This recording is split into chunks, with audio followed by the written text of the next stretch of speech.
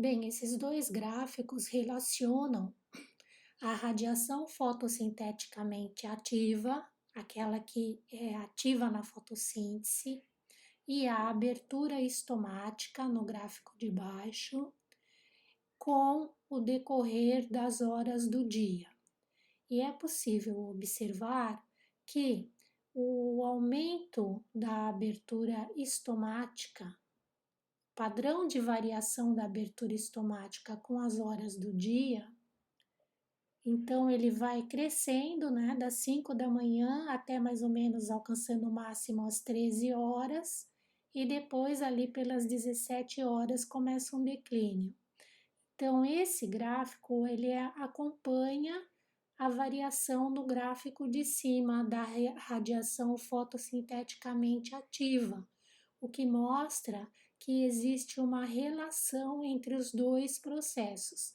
E agora, tendo visto o mecanismo de abertura dos estômatos, nós vimos que realmente que a radiação fotossinteticamente ativa vai ser importante para induzir a produção dos açúcares nas células guarda, que é um dos eventos que vai levar à abertura estomática.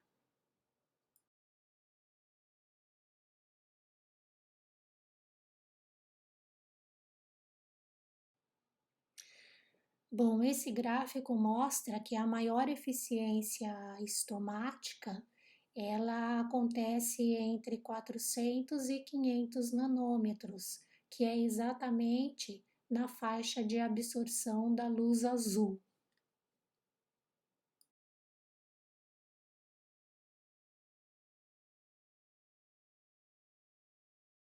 Bom, esse gráfico ele relaciona as horas do dia no eixo X com a abertura estomática, que é o gráfico preto, com a variação nos níveis de potássio, que é o gráfico azul, e com a variação no nível de sacarose.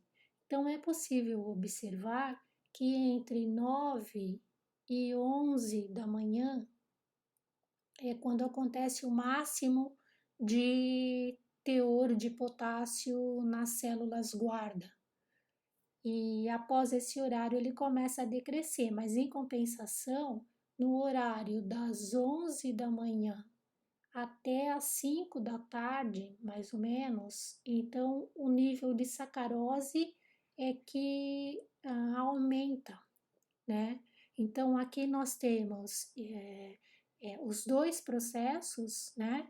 A variação no nível de potássio e a variação no nível de sacarose, de certa forma explicam a variação na abertura estomática. Então vejam que a curva da abertura estomática ela segue o padrão da variação tanto do potássio como da sacarose, mostrando que são os dois principais solutos envolvidos no mecanismo de abertura dos estômatos.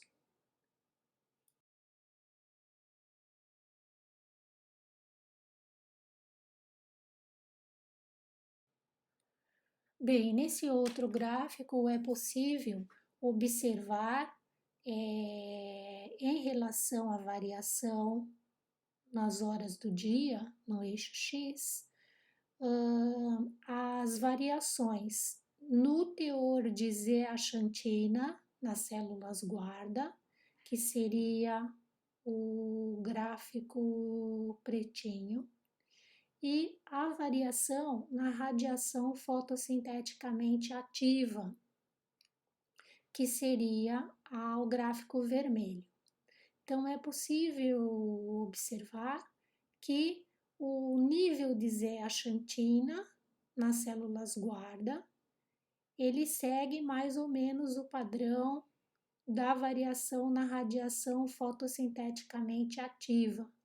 Então, mais ou menos, tanto a zeaxantina como a radiação fotossinteticamente ativa, eles são maiores ao redor do entre 9 horas e 15 horas. né, a partir das 15 horas já começa a haver uma diminuição nos dois parâmetros.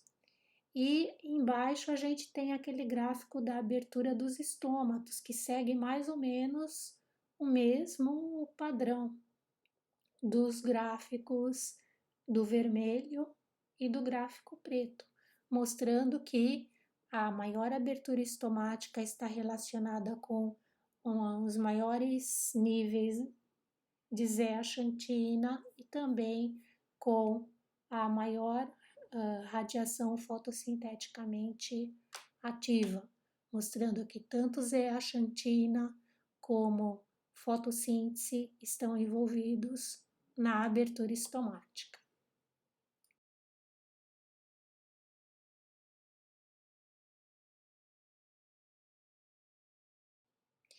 Bem, então, e para terminar aqui, a gente vê também que aqui quando nós comparamos do lado esquerdo o espectro de absorção da zeaxantina e do lado direito a eficiência de abertura estomática, nas mesmas faixas de comprimento de onda.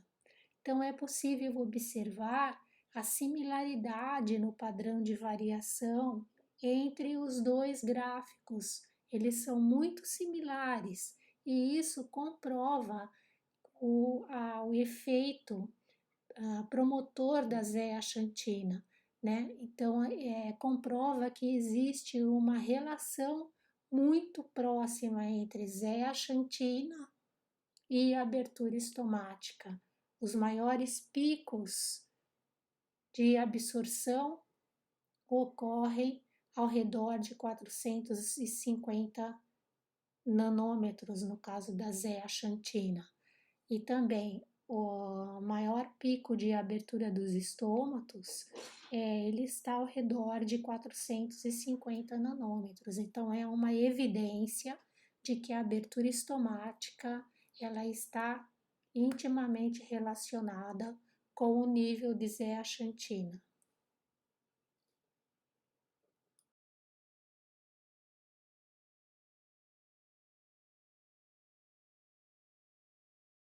Bem, aqui nesse slide nós temos um resumo dos fatores que vão afetar a abertura dos estômatos.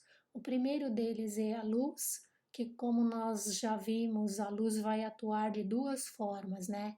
A luz azul vai ativar a ATPase e a luz azul e vermelha, que compõe a radiação fotossinteticamente ativa, é, essas radiações vão promover a fotossíntese e a produção de açúcares.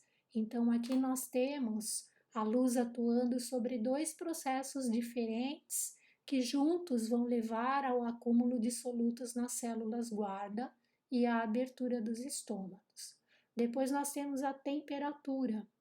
A temperatura vai atuar sobre a atividade enzimática.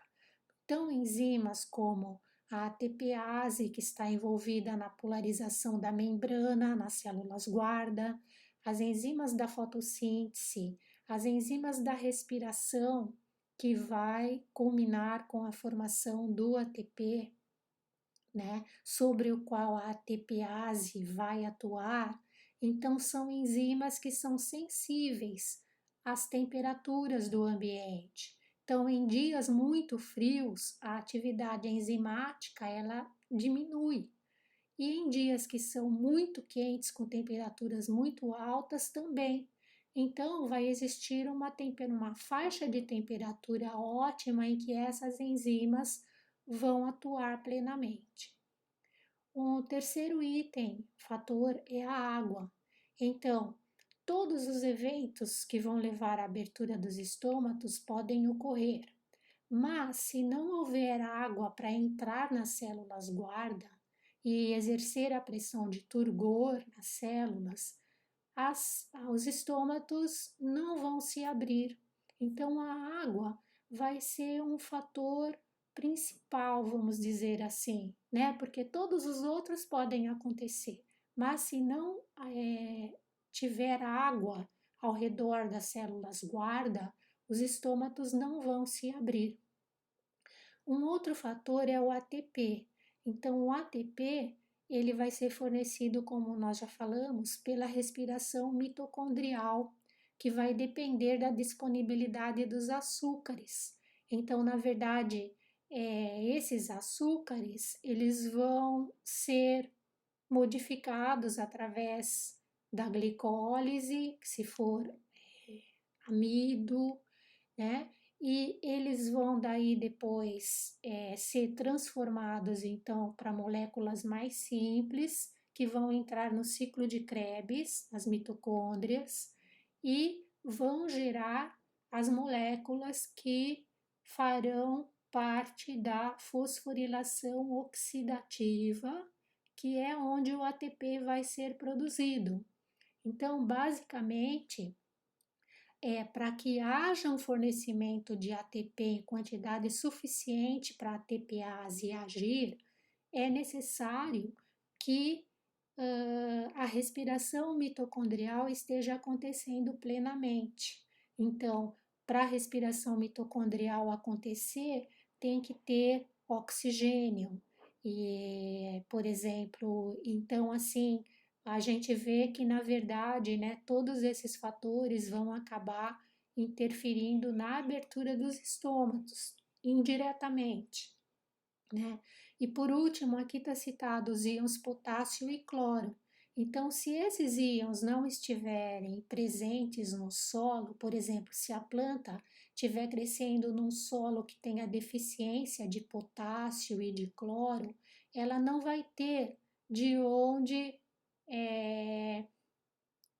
absorver esses íons para poder usar no mecanismo de abertura estomática.